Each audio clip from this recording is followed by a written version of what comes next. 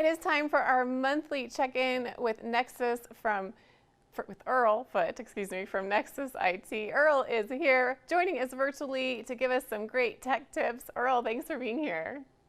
Good morning. Thank you for having me.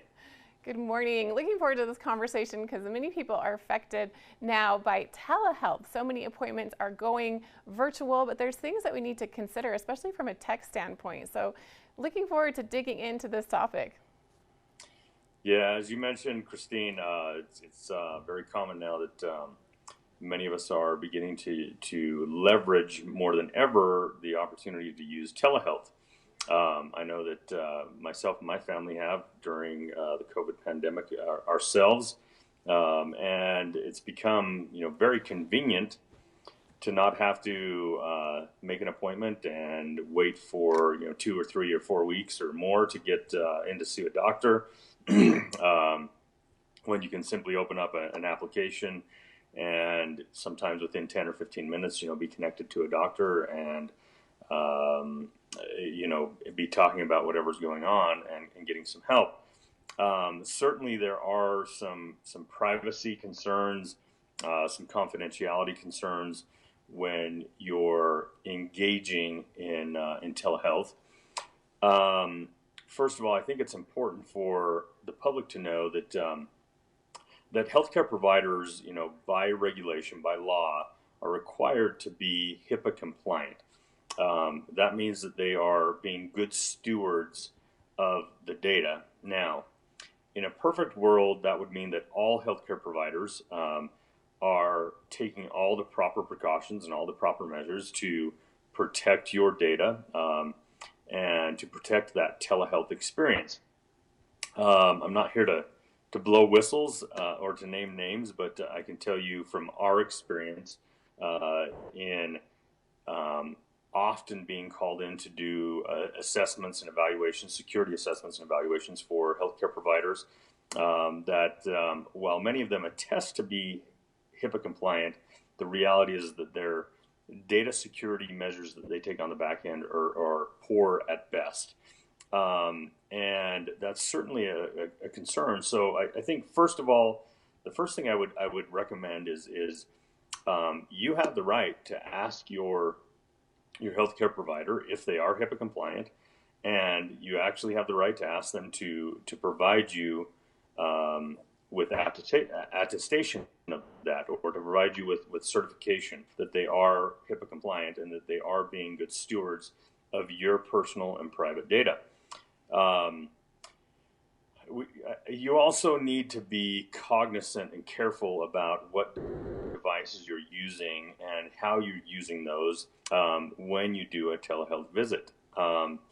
Shared computers, let's say you're at the library and decide you want to use the computer at the library to do a telehealth visit. First of all, that's probably not a good place because you're in a public place where people, are standing behind you and can listen in on your conversation. But any shared computer is probably not the best place to carry out a telehealth visit.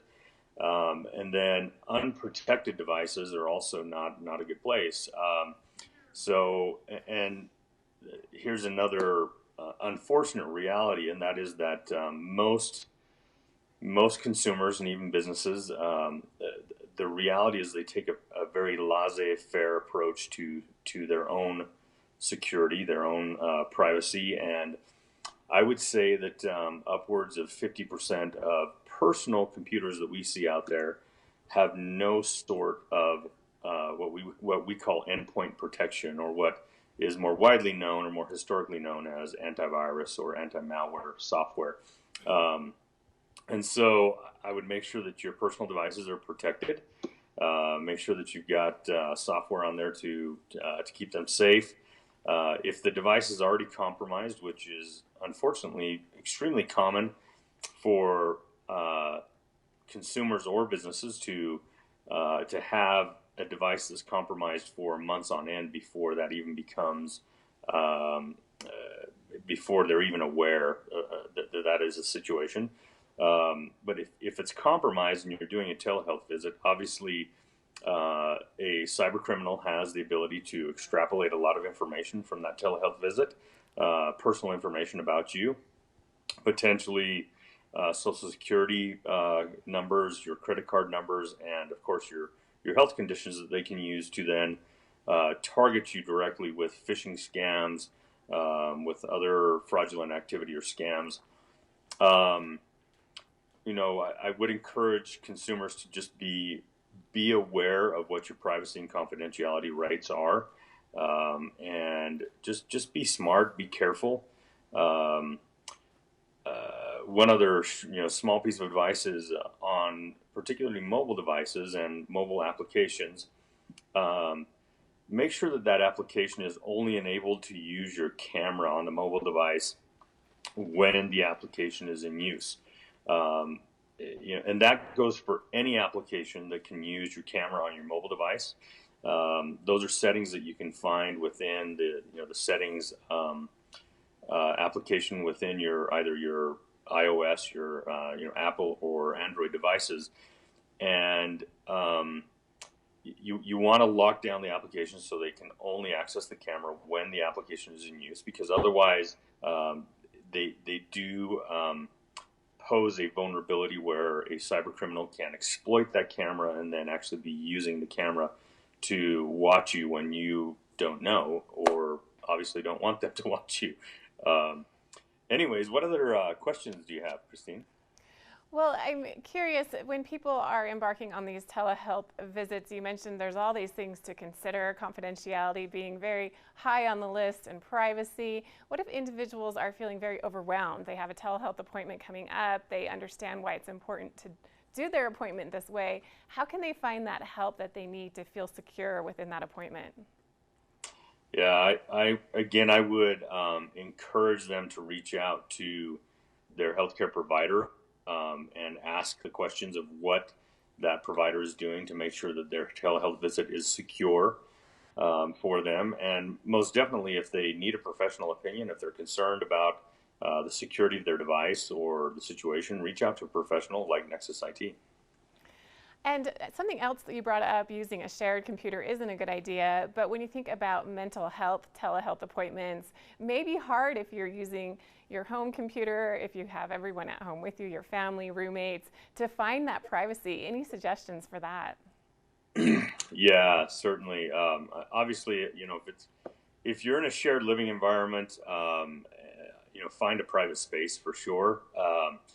If it's your family, you may not be as concerned. Certainly there are appointments that you're not going to do with your kids around, and so you want to find a place that is secure for you. But I would certainly recommend, before doing a telehealth appointment, to again make sure that you have an effective antivirus or endpoint security program. Make sure it's up to date. I would do a full scan of your computer to make sure that there are no existing vulnerabilities that may pose an issue during that telehealth visit. So I would just take proper precautions and proper measures to make sure that you're keeping yourself and your data safe. And Earl, before we let you go, I'm just curious, with Nexus IT, are you still primarily working at home? I know we've talked about businesses opening up, security and safety issues that surround that, but how are things going at Nexus? Yeah, thank you for asking. We're doing a blend right now. Certainly, particularly in our own state and our own town, we're beginning to see some numbers creep back up. I think numbers of cases, not necessarily active cases, right? And I think that's what we need to be cognizant of. But there's some concern, coming to light again, because case numbers are beginning to increase. And anyway, so we're continuing to do a bit of a blended model. There are a few people that are working in our office. We're taking all the proper precautions there, and disinfecting and physically distancing within the office, and several other measures that we are taking. Yes, a good portion of our team are still working from home. We are hoping, and we'll see what happens here in the coming days with state and local, government guidelines that are issued. But we are hoping to kind of begin to get the team over the next couple of months back into the office a little bit more. We're actually opening a new office in Salt Lake, and in the process of moving our Park City office right now. And so we're hoping to leverage that, those new office spaces and get more of our team back into the office and working in a collaborative space together in the coming days.